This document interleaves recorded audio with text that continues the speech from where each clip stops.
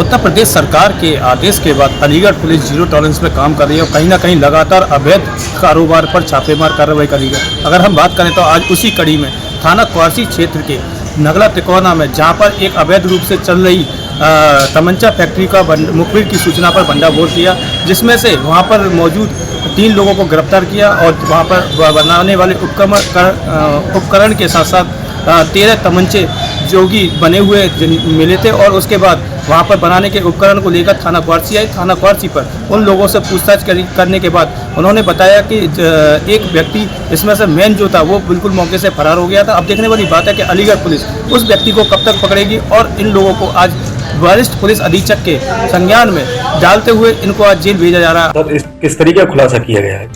आज थाना क्वासी पर ये जो अवैध तरीके से असलहों की फैक्ट्री का जो है खुलासा किया गया है और इस फैक्ट्री में इनके पास से कुल 13 तमंचे बरामद हुए हैं, जिनमें से 8 जो है अवैध देसी तमंचे 15 बोर के, 2 12 बोर के और 3 32 के बोर के तमंचे हैं।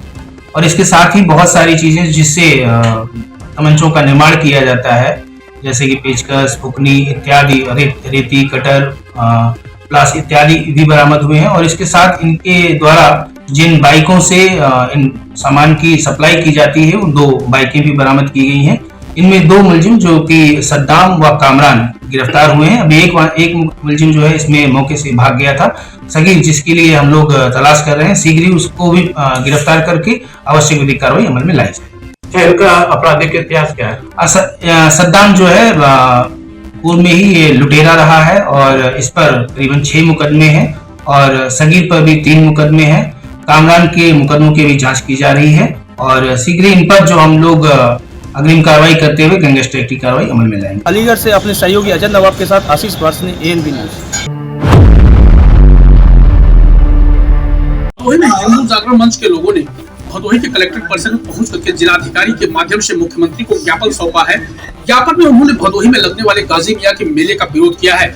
जैसा कि बताते चले कि यह गाजी मियां वास्तव में इनका भारत से तो कोई संबंध था नहीं और यही एक आक्रांता के रूप में जाने जाते थे। इन्होंने सोमनाथ के मंदिर पर हमला किया था और लूट की थी, यहाँ तमाम लूटपाट की थी और हत्याएं भी की थी। और मुसलमानों में विशेष करके गाजी मियां उसी को दर्जा दिया जाता है।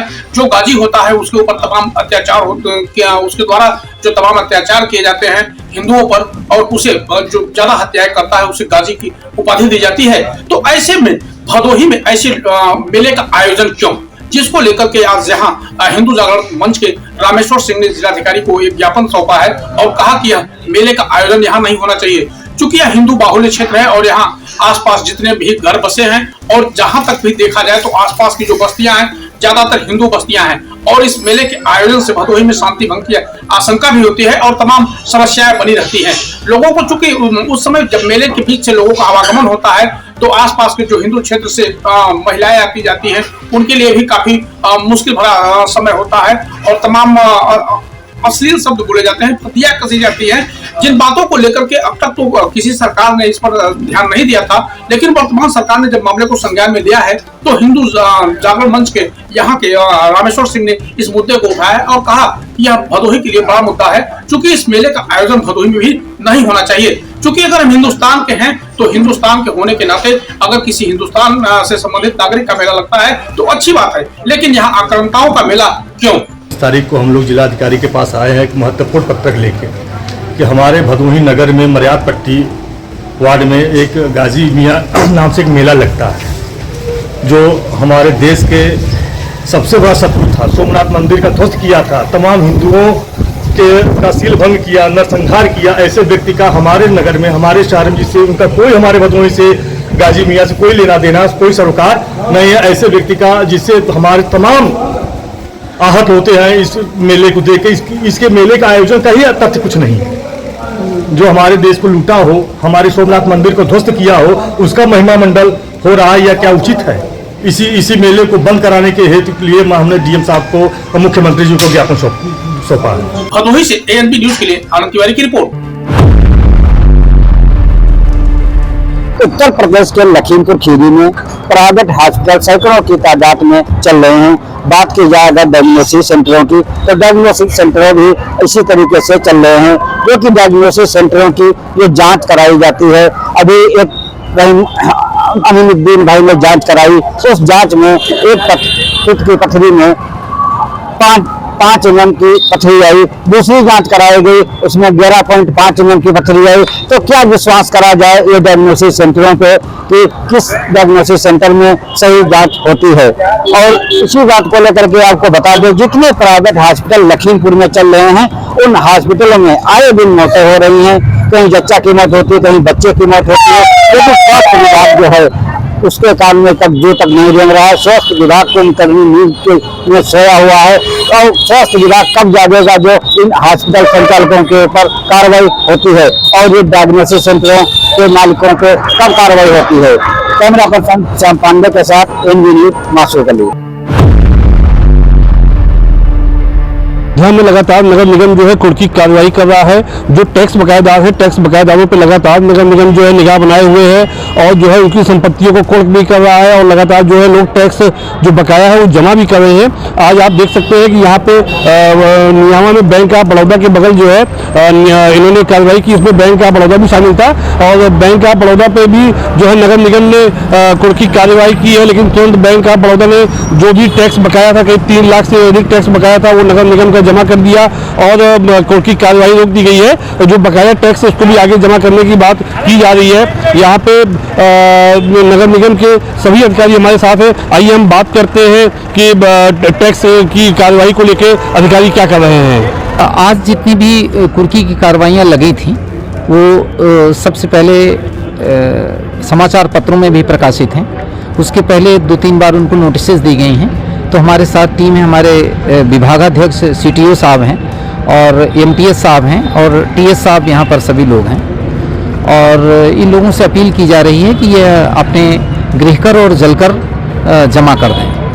और हमने ये भी हमारे विभाग ने बता रखा है कि जो जलकर है वो किराएदार की रिस्पॉन्सिबिलिटी पे है और गृहकर भवन स्वामी देता है। लेकिन चूंकि जब कुर्की की कार्रवाई होती है तो जो व्यक्ति उसमें दुकान खोले रहते हैं अन्य लोग भी उससे बैडली एडवर्स होते हैं। तो सबसे यह भी हमारी अपील है कि जो भी किराएदार हैं, अगर भवन स्वामी किराया नहीं जमा कर रहे हैं हाउस टैक्स, जलकर तो जमा कर दें और हाउस टैक्स के लिए भी वो पूरा जमा कर दें और जमा करके एक अपने किराए में उसे एडजस्ट कर लें। वो बड़ौदा पे 3,41,000 रुपया उनका जलकर बचा हुआ है और वह देने की प्रक्रिया में है। वो अपने मैनेजर से बात कर रहे हैं। चतुर्थ शनिवार होने के कारण आज बैंक में बंदी है, लेकिन नीचे की जो 2 दुकानें हैं वो भी देने की प्रक्रिया में हैं, वो अपना कर रहे हैं और अगर नहीं दिया जाता तो फिर कुर्की की कार्रवाई की जाएगी। देखिए अभी हम इस प्रक्रिया में हैं कि वो पैसा कलेक्ट कर रहे हैं और पैसा करके अपना हाउस टैक्स और वाटर टैक्स देने की मुहिम में हैं। हो सकता है कि आध घंटे वो हमें पैसा दे दें। अगर नहीं देते, if they are defaulters after affording opportunity of hearing many times, तो उनके खिलाफ वो कार्रवाई की जाएगी। हमारे पास लिस्ट है जिसमें कि प्रतिदिन कुर्की की कार्रवाई चलाई जाती है और वो जिस दिन होता है उसी दिन सुबह हम लोग उसको निर्धारित करते हैं और उनको बुलाकर सूचना भी देते हैं। तो इस तरीके की कार्रवाई चल रही है। बरेली के थाना मीरगंज क्षेत्र में ये बड़ा हादसा हो गया जिसमें ईंट भट्टा, जो इस तरह से ईंट भट्टा चल रहा था, वहां पर तमाम मजदूर जो काम कर रहे थे, वहां पर भड़बड़ाते हुए वहां पर ये जो दीवार थी वो दीवार गिरने से तमाम मजदूर थे, वो मजदूर जो जिस तरह से जो मजदूर काम कर रहे थे और वहां पर जो मजदूर दबने से बड़ा हादसा हो गया जिसमें 4 लोगों को मौके से निकाला गया, जिसमें तमाम आला अधिकारी मौके पर मौजूद हो गए थे। जेसीबी आई, जेसीबी के कार और तमाम जो मजदूर थे उनकी राहत कार्य से जो वहां पर जो कार्य कर रहे थे उनकी सहायता से उनको निकाला गया, रेस्क्यू किया गया। SDRF की मौके पर थी और वहां पर एक मजदूर की मौके पर ही हालांकि मौत हो गई थी जिसमें अफरा-तफरी मच गई। परिजनों का ये कहना है कि वहां पर मुआवजे की जो जिस तरह से जो मांग उठाई उनको मुआवजा मिला जाए और जितने आला अधिकारी हैं उनको देखा जा रहा है, उनकी निगरानी की जा रही है कि आखिरकार कोई बड़ा मामला न हो। ऐसे मेरे साथ बने रहिए। कैमरा पर्सन अजहर आलम के साथ अमल सैनी की रिपोर्ट, ANB news channel Bareilly. Delhi विधानसभा अध्यक्ष विजेंद्र गुप्ता द्वारा संसदीय कार्य मंत्री किरण रिजिजू से मुलाकात की गई। इस मुलाकात का कारण था कि दिल्ली विधानसभा को राष्ट्रीय ई-विधान एप्लीकेशन से जोड़ा जाए। राष्ट्रीय ई-विधान एप्लीकेशन की शुरुआत भारत सरकार ने डिजिटल इंडिया की पहल पर की थी, जिसका मुख्य उद्देश्य है कि राज्य में कागज रहित कार्य हों। इस मौके पर विजेंद्र गुप्ता का कहना था कि जिस तरीके से संसदीय मंत्री द्वारा हमको समय दिया गया वह हम उनका धन्यवाद करते हैं। हालांकि राष्ट्रीय ई विधान एप्लीकेशन से दिल्ली को काफी समय पहले जुड़ जाना चाहिए था, लेकिन जबकि मौजूदा सरकार द्वारा इस ओर कोई ध्यान नहीं दिया गया। खुशी इस बात की है कि हमारे 24 घंटे के कॉल पर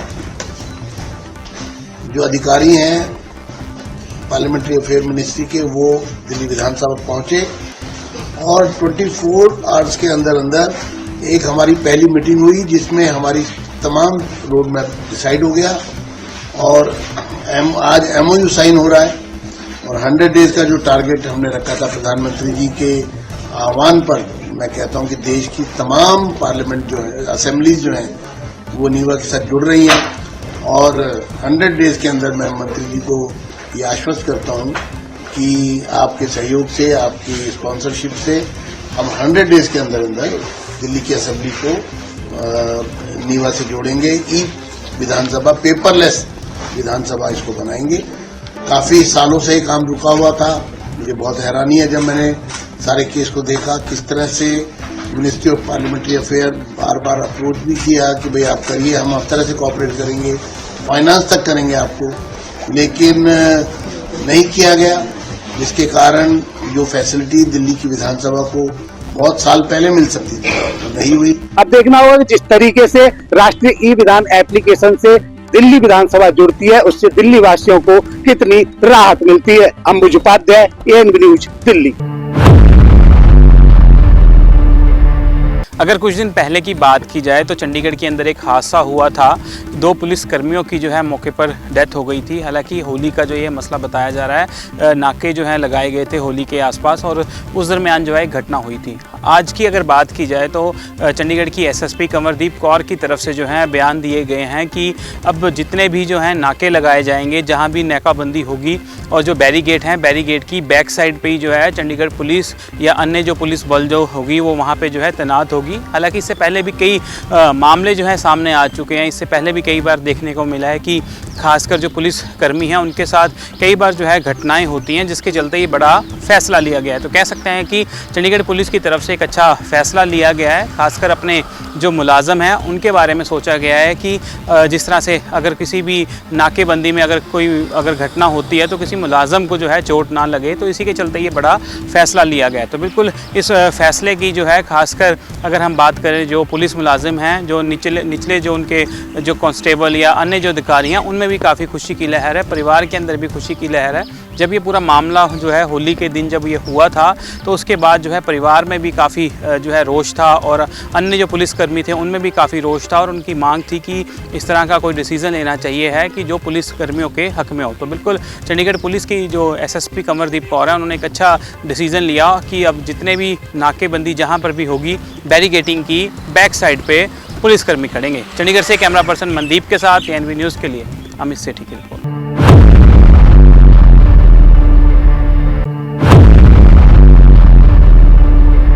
हरदोई के हरियाणा विकास खंड के मुरादपुर में भाजपा OBC मोर्चे के तत्वावधान में आयोजित सम्राट अशोक जयंती समारोह में मुख्य अतिथि के तौर पर पहुंचे डिप्टी CM केशव प्रसाद मौर्य ने समाजवादी पार्टी को निशाने पर रखा। उन्होंने यहां पर कहा कि जनता जिस तरह से यहां पर आई है और यहां पर जनता ने संकल्प लिया है कि 2017 की तरह से 2027 में समाजवादी पार्टी को समाप्तवादी पार्टी बना दिया जाएगा। उन्होंने यह भी कहा कि जनता ने यह भी संकल्प लिया है कि अपमानजनक भाषा बोलने वाले को लखनऊ और दिल्ली के बजाय सीधे सैफई पहुंचा दिया जाएगा।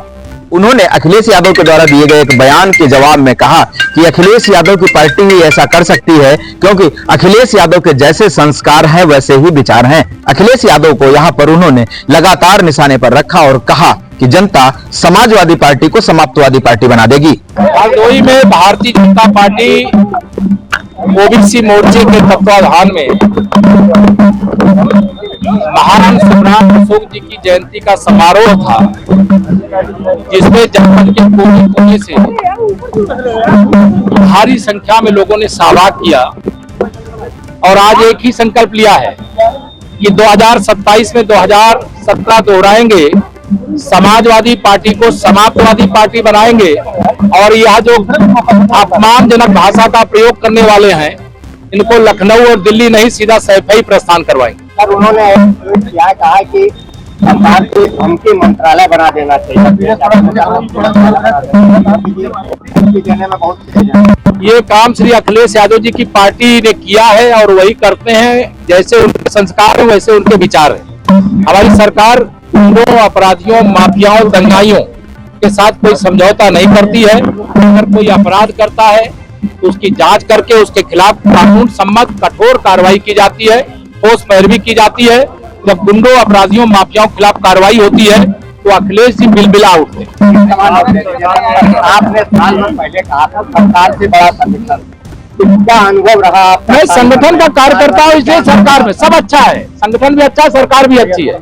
और एक रथ के दो पहिए हैं, संगठन और सरकार मिलकर के काम कर रहा है, इसलिए संगठन भी मजबूत है, सरकार भी मजबूत है, जनता के हित में काम भी हो रहे हैं, कार्यकर्ता का सम्मान भी रहेगा। अब आप कितने सवाल करो? 15 लाख रुपए मिले, 15 करोड़। वो जसात मैं नहीं बोलूंगा। नहीं। हरदोई से वीडियो जर्नलिस्ट मोहित के साथ मनोज तिवारी, एएनबी न्यूज।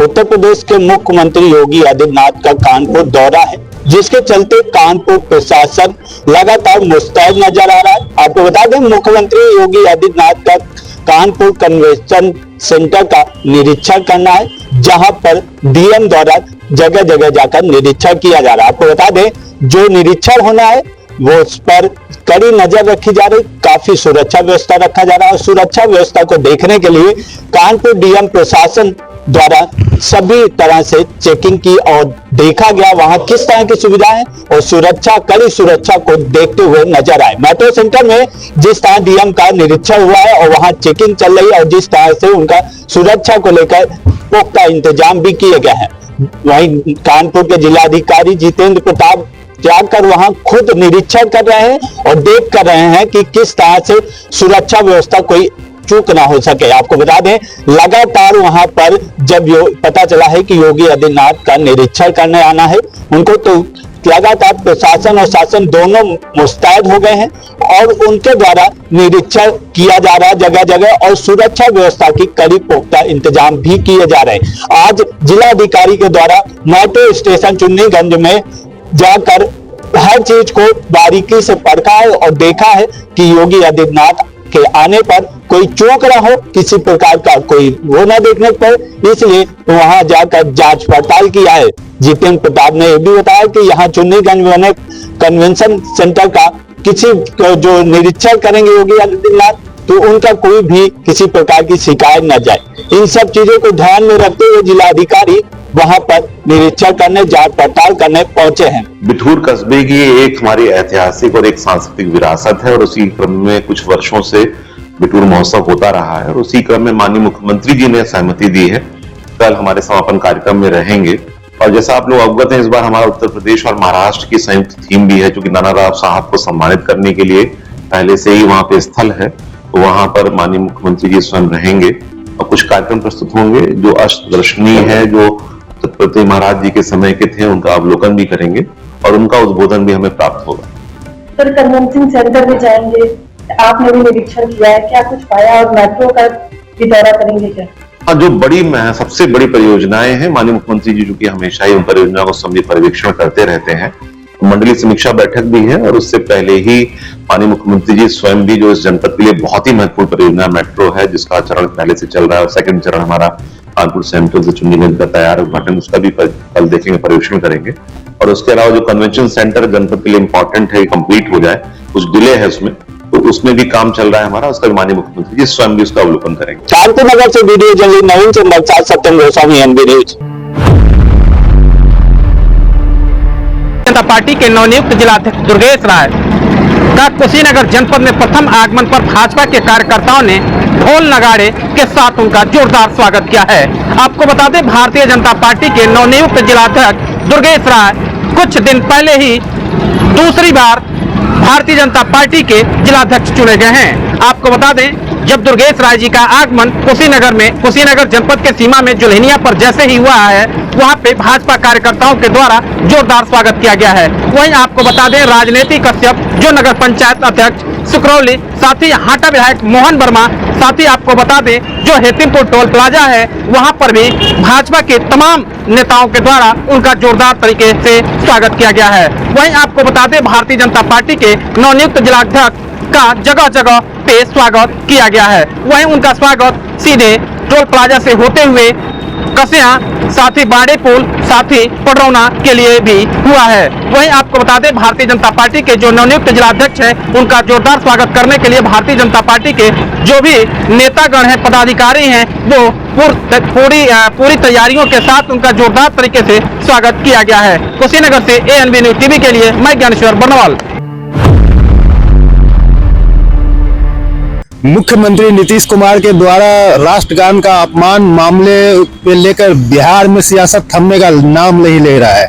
एक तरफ जहां बिहार के तमाम विपक्षी दल सदन से लेकर सड़क तक इस मामले को उठाए हुए हैं और आज जो है इस मामले को लेकर बिहार के मुख्यमंत्री नीतीश कुमार के खिलाफ पटना के आयकर गोलंबर पर तमाम विपक्षी दलों ने जमकर प्रदर्शन किया है।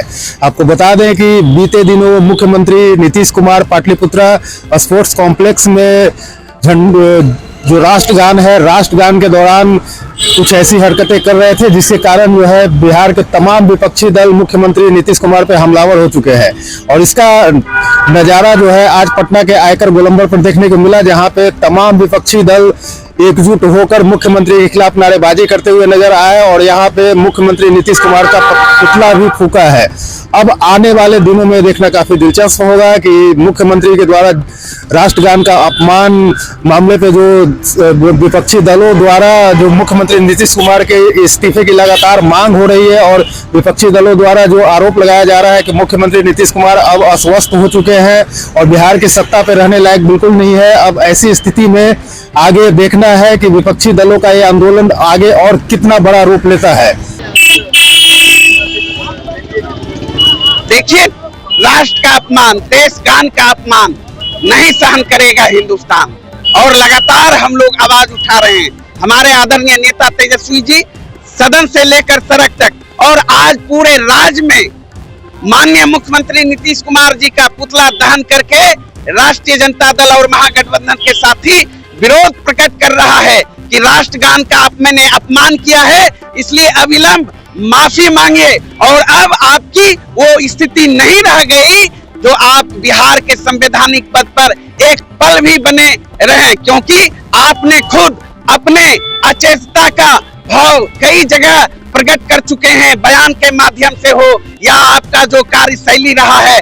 इसलिए संविधान भी कहता है कि अचेत व्यक्ति किसी भी संवैधानिक पद पर एक पल भी उसे नहीं रहना चाहिए। तो आप कैसे मुख्यमंत्री पद पर बने हुए हैं? बिल्कुल नहीं, जिस घटना का वो जिक्र कर रहे हैं वो बेबुनियाद है। एक बार उल्टा झंडा फहराने का मामला आया था। आपको पता होना चाहिए ये जो झंडा तोलन कार्यक्रम का पूरी जवाबदेही किसके ऊपर होता है? डीजीपी के ऊपर होता है, प्रधान सचिव के ऊपर होता है। उस समय अगर गलती हुई थी तो उस पर कार्रवाई हुई थी। इसलिए इधर उधर की बात ना करें।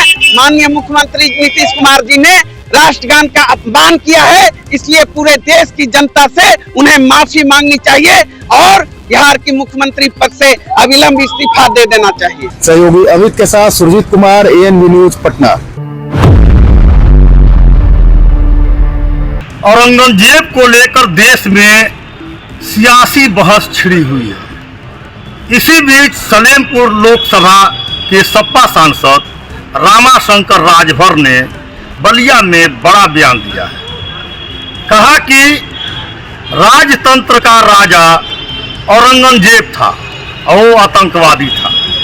तो वहीं बीजेपी पर बड़ा हमला बोलते हुए सांसद ने कहा कि लोकतंत्र का जो सबसे पहला आक्रांता है वो महात्मा गांधी का हत्यारा है और महात्मा गांधी के हत्यारे के विचारधारा पर आज जो लोग हैं वो देश को चला रहे हैं। NB news JP Tiwari Ballia. मुख्यमंत्री नीतीश कुमार आज अचानक पटना जिले के बख्तियारपुर पहुंचे, जहां उन्होंने मोकामा बख्तियारपुर 4 लेन पर बन रहे आरओबी का उद्घाटन कर दिया और इस बड़ी सौगात के साथ लोगों में काफ़ी खुशी देखी जा रही है। वहीं मुख्यमंत्री ने न सिर्फ इसका उद्घाटन किया बल्कि ताजपुर बख्तियारपुर सेतु का भी निरीक्षण किया, जो लंबे वक्त से निर्माणाधीन है। NHAI के प्रोजेक्ट डायरेक्टर अरविंद कुमार ने बताया कि मार्च में टारगेट रखा गया था और आज मुख्यमंत्री जी ने इसका शुभारंभ कर दिया है। अगले 1 से 2 दिनों में इस पर सामान्य परिचालन भी शुरू कर दिया जाएगा, जबकि दूसरा जो लेन है इसका, उसे भी अप्रैल में ही इसका लोकार्पण कर दिया जाना है, शुभारंभ कर दिया जाना है। तो मोकामा में बन रहे 6 लेन सेतु का भी 1 लेन पूरी तरह से बनकर अब तैयार है। इंतजार सिर्फ उद्घाटन का है, तो मुख्यमंत्री जब समय देंगे यहाँ उद्घाटन कर दिया जाएगा। उसकी तैयारी भी जोर शोर से की जा रही है मोकामा में भी। तो इससे, इसके उद्घाटन से न सिर्फ मोकामा या पटना वासियों को सुविधा मिलेगी, बल्कि उत्तर बिहार से जो लोग राजधानी की यात्रा करते हैं, पटना जाते आते हैं या पटना से उत्तर बिहार की ओर जाते आते हैं, राजेंद्र सेतु से होकर मोकामा होते हुए, उन सभी को समय में काफ़ी बचत होगी, उन सभी को काफ़ी सहूलियतें होगी इससे। और ये बड़ी खबर सामने आई है बख्तियारपुर से, जहां अचानक पहुंचे मुख्यमंत्री, आज इसका लोकार्पण कर दिए, इसका शुभारंभ कर दिया आरओबी का, जिससे अब लोगों को काफ़ी सहूलियत होगी। इसके पश्चात मुख्यमंत्री ने उसे जो बख्तियारपुर ताजपुर का जो निर्माणाधीन सेतु है उसे भी शीघ्र शुरू करने का निर्देश दे दिया है। कैमरा पर्सन धीरेन्द्र के साथ रविशंकर, ANB न्यूज बार। खबर उत्तर प्रदेश के जनपद बुलंदशहर से है। जी हाँ, आपको बता दें जहां पर जो थाना जहांगीराबाद क्षेत्र के अंतर्गत पड़ने वाला गांव बांसुरी की है। साथ ही आपको बता दें कल जिस तरह से एक 10वीं क्लास के छात्र निखिल की हत्या एक बदमाश, बेखौफ बदमाश, जो बाइक सवार बदमाश थे, जो नकाबपोश थे, उनके द्वारा वहां पर कर दी जाती है। बच्चा स्कूल से घर की तरफ आ रहा था, साथ ही जो बाइक सवार थे उनको भी CCTV फुटेज जिस तरह से आज वो जारी हुई है, जिस तरह से आज वो वायरल हुई है, उस वायरल फुटेज में भी, उस CCTV कैमरे में भी उस हत्या का लाइव वीडियो देखा जा सकता है, किस तरह से उस घटना को अंजाम बदमाशों के द्वारा दिया गया। साथ ही आपको बता दें कि आज जो पुलिस जिस तरह से दावे बढ़ती है, खाकी जिस तरह से कहती है कि आज जो बदमाश थे वो उत्तर प्रदेश छोड़ के चले गए हैं, या बदमाश थे वो, अब इस तरह की घटनाएं आप उत्तर प्रदेश में नहीं होती है। लेकिन इन घटनाओं को देखकर साफ तौर पर देखा जा सकता है कि पुलिस का खौफ आज उन बदमाशों पर कितना है और कितनी पुलिस उन बदमाशों पर भारी है। लेकिन वहीं पर अगर पुलिस की बात माने तो पुलिस जिस तरह से जांच में जिस तरह से जुटी है, पुलिस के सामने जो तथ्य सामने पुलिस के द्वारा जो कहा गया है, वो कहा गया है कि ये जो घटना, जिस तरह घटना को अंजाम दिया गया है, ये घटना परिवार की रंजिश की घटना है, जो पूर्व में भी जो इस तरह की ये घटना हुई थी। और इस घटना से संबंधित जो मुकदमा था वो दिल्ली में पहले से पंजीकृत है और जो उसके जो आरोपी थे वो भी जेल में बंद है। फिलहाल पुलिस ने इसमें जांच में इतना ही पाया और आगे की जांच पुलिस के द्वारा भी इसमें की जा रही है। पोस्टमार्टम के लिए सबको कल ही पोस्टमार्टम के लिए भेज दिया गया था। और साथ ही आपको बता दें कि जो 10वीं की क्लास के छात्र के साथ जिस तरह से बर्बरता, जिस तरह से उस हत्याकांड को अंजाम दिया गया है, इसको देखा जा सकता है साफ तौर से कि उत्तर प्रदेश में आज किस तरह का शासन है और किस तरह की घटनाओं को अंजाम यहाँ पर दिया जा रहा है। मुख्यमंत्री जिस तरह से कहते हैं कि 0 टॉलरेंस की नीति के साथ साथ आज बदमाश उत्तर प्रदेश छोड़कर चले गए हैं, लेकिन माननीय मुख्यमंत्री जी को ये भी देखना होगा कि किस तरह से पुलिस कार्रवाई कर रही है और कितना खौफ आज बदमाशों के अंदर है। फिलहाल जनपद बुलंदशहर से मैं उदय यादव, ANB न्यूज के लिए। मुख्यमंत्री सुखविंदर सिंह सुक्खू 24 घंटे के दौरान दूसरी बार दिल्ली पहुंचे हैं। शुक्रवार को जहां उन्होंने केंद्रीय वित्त मंत्री निर्मला सीतारमण से बात की थी और प्रदेश के विभिन्न मुद्दों पर अपना पक्ष, हिमाचल का जो पक्ष है वो रखा था उनके सामने और कुछ राहतों की मांग यहाँ पर उनकी तरफ से की गई थी। वहीं आज जो है मुख्यमंत्री सुबह 10 बजे शिमला से दिल्ली के लिए निकले और केंद्रीय गृह मंत्री अमित शाह से आज उन्होंने मुलाकात की है। और बताया ये जा रहा है कि अमित शाह से मुलाकात के दौरान उन्होंने 2023 के मानसून में भीषण जो प्राकृतिक आपदा हिमाचल को झेलनी पड़ी थी, उस दौरान जो हिमाचल को भारी नुकसान, चाहे वो सड़कों की बात करें, पुलों की बात करें, अधोसंरचना की बात करें, विभिन्न बिल्डिंग्स की बात करें, जानमाल की बात करें, तमाम तरह का नुकसान जो हिमाचल को उस वक्त झेलना पड़ा था, उस विषय में विस्तार से मुख्यमंत्री ने अपनी बात रखी है। और उन्होंने यहाँ पे केंद्रीय गृह मंत्री अमित शाह को अवगत भी करवाया कि किस तरह से हिमाचल को जो भीषण प्राकृतिक आपदा झेलनी पड़ी थी, उसके बाद जो विकास कार्य हैं उनमें कहीं ना कहीं वो जो ठहराव है वो हो गया है। और इसमें जो है सबसे बड़ी बाधा केंद्र की तरफ से आ रही है। और यहाँ उन्होंने केंद्रीय गृह मंत्री अमित शाह से जो आपदा के दौरान जो विशेष आपदा पैकेज की मांग हिमाचल कर रहा था वो मांग रखी है। इसके अलावा नशा और अंतर्राज्यीय सुरक्षा की मांग भी उन्होंने रखी है, क्योंकि लगातार देखने में आ रहा है कि पंजाब में जो हिमाचल की बसें हैं उन पर जो लगातार हमला है वो हो रहा है। तो ऐसे में उसको लेके भी हिमाचल की जो बसेस है, हिमाचल के जो यात्री हैं जो अंतर्राज्यीय यात्रा के दौरान पंजाब पहुंच रहे हैं, उनकी सुरक्षा की मांग भी यहाँ पर उठाई गई है। ये कहा गया है कि अंतर्राज्यीय सुरक्षा की व्यवस्था जो है हिमाचल के लिए वो केंद्र सरकार करे। और उस तरह नशे पे भी उन्होंने अपनी बात रखी है कि किस तरह हिमाचल को नशे से बाहर निकालने के लिए क्या क्या कदम यहाँ पर उठाए जा रहे हैं। लेकिन कुल मिलाकर सबसे बड़ी बात यही है कि आपदा के दौरान जिस तरह से हिमाचल ने जो आपदा के दौरान जिस तरह से जो चीज़ें झेली हैं यहाँ पे, और जिस तरह से विकास कार्यों में गति नहीं आ पा रही है और विभिन्न विकास कार्य जो थमे पड़े हैं यहाँ पे, उसके लिए मुख्यमंत्री ने यहाँ पे अपनी बात रखी और केंद्र से सहायता की मांग उन्होंने यहाँ पर की है। और केंद्रीय जो गृह मंत्री हैं अमित शाह, उनकी तरफ से आश्वासन भी उनको मिला है कि इन सभी विषयों पर जो है गंभीरता से केंद्र सरकार विचार करेगी और हर संभव प्रयास जो है हिमाचल की सहायता का करने का यहाँ पर किया जाएगा। शिमला से एएनबी न्यूज़ के लिए मैं टीना।